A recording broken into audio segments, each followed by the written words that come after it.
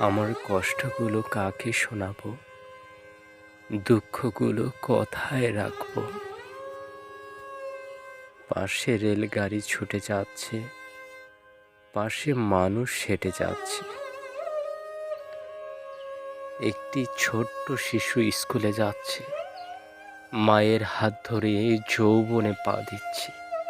মা বৃদ্ধ হচ্ছে, নুয়ে পড়ছে মাটিতে।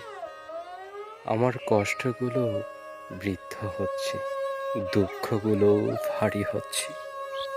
আমার দুঃখগুলো কাকে শোনাবো, আমার কষ্টগুলো কোথায় রাখবো? সমুদ্র ভ্রমণে গেছি, বহুদূর দূরের একটা নির্জন দ্বীপে। দিতে চেয়েছি আমার কষ্টগুলো, দুঃখগুলো। দ্বীপটা নিতেও চেয়েছিল, বিনিময়ে দিতে চেয়েছিল এক সাগর শীতলতা। কিন্তু দুঃখগুলো আমার পিছু ছাড়েনি, কান্নাকাটি করছে কষ্টগুলো। বলছে আমি ছাড়া নাকি আপন তাদের কেউ নেই। আমায় ওরা খুব ভালোবাসে। তাই দুঃখগুলো, কষ্টগুলো কাঁধে চেপে আমি বাড়ি ফিরলাম। ভাবলাম বাড়িতে তো মা আছি, দুঃখগুলো, কষ্টগুলো আমায় ভালোবাসে, আমি ভালোবাসি মাকে।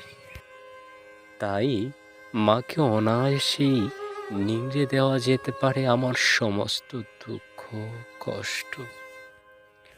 মা নিতেও চাইলেন সুখের বিনিময়ে। এরপর এরপর কি যেন হলো। আমি মায়ের হৃদয় তন্ন তন্ন করে দেখলাম, সেখানে আদৌ কোনো সুখ নেই।